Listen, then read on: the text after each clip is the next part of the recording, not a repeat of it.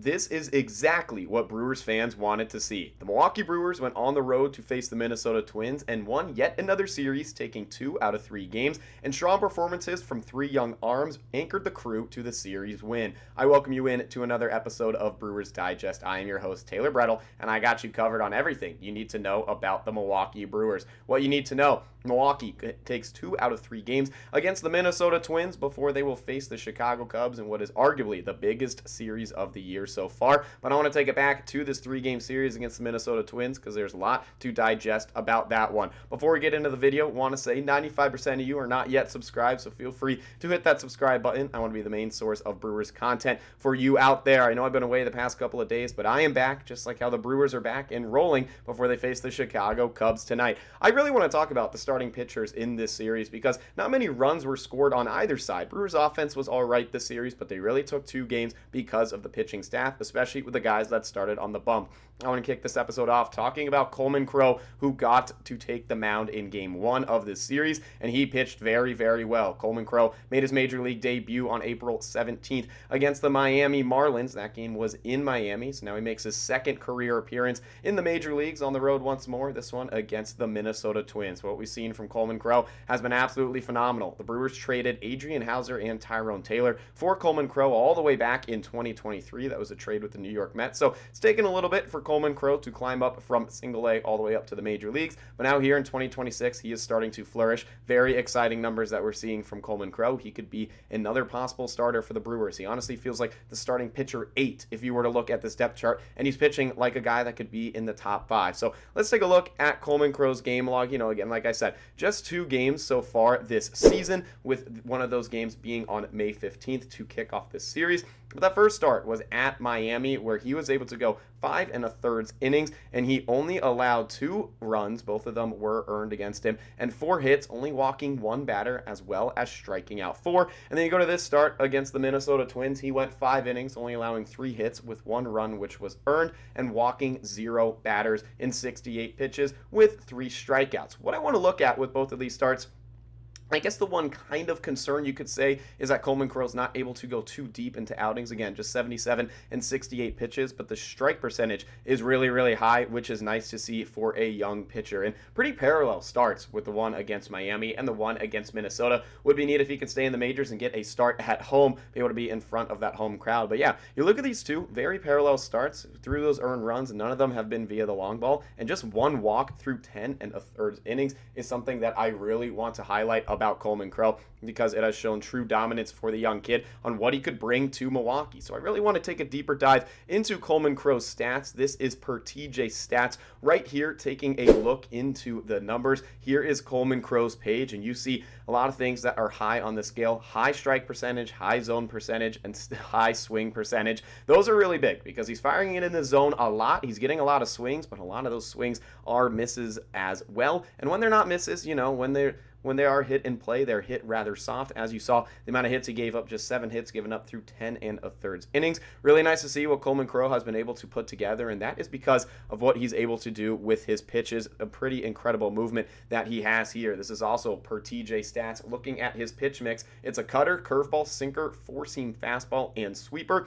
You look at the chase percentage, it is really high in a lot of these, and the spin rate is absolutely unbelievable, especially on that sweeper, especially on that curveball and cutter. He has one of the best spin rates in this Milwaukee system. Maybe the velocity isn't really there, but when you're able to spin the ball as much as he does, you don't really need much velocity to go with it, and that is what has led to that high chase rate, 37.1% of the time. Really impressive stuff. Again, the whiff numbers, 15.6%, not too much, but when it's hit in play against Coleman Crowe, it is really soft contact, so kind of a pro within the con of the low number of whiff rates. That's because they're really rolling over, not much hard contact hit in play against Coleman Crowe. Now, he did get rocked a little bit in that 5th inning, which is why he had to be pulled, but very strong, had a no-hitter going actually, so it was nice to see Coleman Crowe kind of get to that level in just his 2nd major league start. Again, tons and tons of impressive stuff from the young kid that came over from the New York Mets, and it's really exciting to see Coleman Crow. How will he fit in this Milwaukee Brewers system? Will he stay a possible starter? Will the Brewers try to make him more of a relief pitcher? Not really sure, because Chad Patrick, pitchers like that have moved around. So there's a lot of options here with Coleman Crow, but he wasn't the only guy that had a very strong start in this series.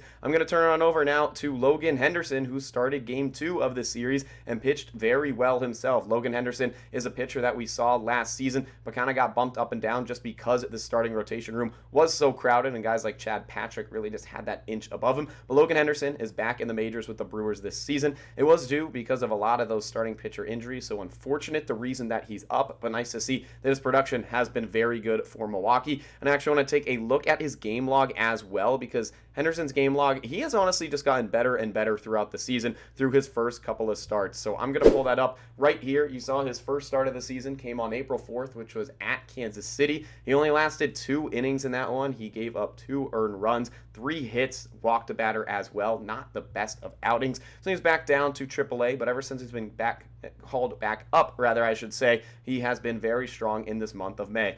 You know, that first start where he was against the Washington Nationals in Washington, D.C., he went 6 innings, only allowed 3 hits and 2 earned runs, did not walk a single batter, and struck out 8 of them. You go to the next game, that is home, but against the New York Yankees, which is a very, very tough task. Pitched 5 innings there, only gave up 2 earned runs. That one homer was against Aaron Judge. Not much you can do about that. One of the best hitters in the league. And still, again, the walk number is very low with just 1 there and 5 strikeouts. And then this most recent start the other day in Game 2 against the Minnesota Twins, he put together 5 innings, did allow 6 hits, got hit around a little bit, was able to escape some jams, only allowing the 1 earned run, which was also a long ball with 7 strikeouts. Logan Henderson, very, very strong numbers against the Minnesota Twins. And we have seen a lot of whiff percentage with him specifically. This is a post that I saw on X that I want to pull up for you right here, showing the daily whiff leaders. This was from May 17th when he pitched in that game against the Minnesota Twins, or rather May 16th when he pitched in that game against the Minnesota Twins, and he had the most whiffs out of any pitcher in that day with 18. Lots of swing and miss stuff from Logan Henderson, which I think is very interesting because he doesn't throw that hard. Fastball velocity just around 93, 94 miles an hour, but he's still getting the swing and miss. He has nice movement on his other pitches. Really nice to see that Logan Henderson has been another pitcher that has flourished for the Milwaukee Brewers. But he's not the last one that I'm going to talk about today. We are going to turn it over to Robert Gasser, who's a name that we've seen in Milwaukee, then hurt, in Milwaukee, then hurt, then in Nashville. He's all around, bouncing up and down, off the ceiling, off the floor. Now he's settled back in here at the Milwaukee Brewers and pitching pretty well. But I do want to talk about those injuries for Robert Gasser because this was kind of a concern with bringing him back up, and this is what has let him be out for such a long time. You go to his career, only 2 injuries you see listed here, but one is a flexor and the other is an elbow injury. Those left him out for many, many months, and especially, elbow injury, the most recent one, coming off that as a pitcher. Not usually a recipe for success, but Robert Gasser, trying to not let it bother him, has seemed to be pitching pretty well so far for the Milwaukee Brewers. This was the game that they unfortunately did not win. Gasser had an all-right outing, but still nice to see another arm able to step up for the Milwaukee Brewers. We're going to take a look at his career stats right here, because when I pull it up, he only has 5 games in 2024, only had 2 in 2025, and this was his first one in 2026. I actually want to pull this up on a bigger graphic for you guys so you can really take a deep dive into a look right there. Robert Gasser, as a rookie with the Milwaukee Brewers, had such a promising start to his season. He had a perfect 2-0 record, just a 2.57 ERA through 28 innings pitched. Those 5 games were all starts. Had a very, very strong couple of outings before he got that flexor injury. Then you go to 2025 when he comes back, not as great, an 0-2 record, but the ERA still at 3.1, but that is only through 2 games, which were both starts, only lasting 5 2/3 innings total, because in that second one is when he got injured and had to be removed. Now he comes back from that elbow injury, and he goes against the Minnesota Twins, where he pitches 4 innings and does allow 2 runs, or he allowed 3 runs, only 2 of them being earned. Not the strongest of starts we saw from Robert Gasser out of his career. A couple of starts right there with 8 total, but nice to see he's another name that's able to get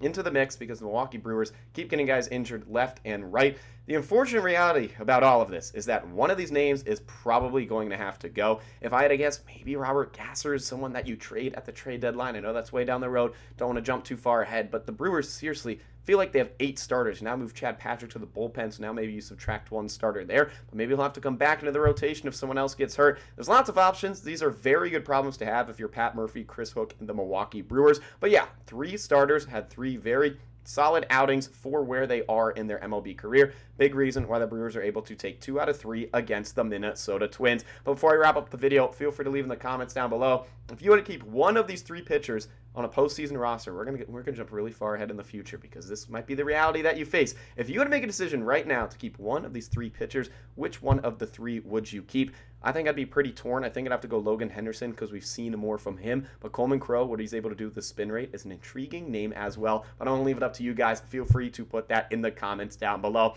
That's all I got for this episode of Brewers Digest. I appreciate you being here for yet another episode. I'll have one more before tonight's first pitch against the Chicago Cubs. Should be a very fun series up ahead for the Milwaukee Brewers.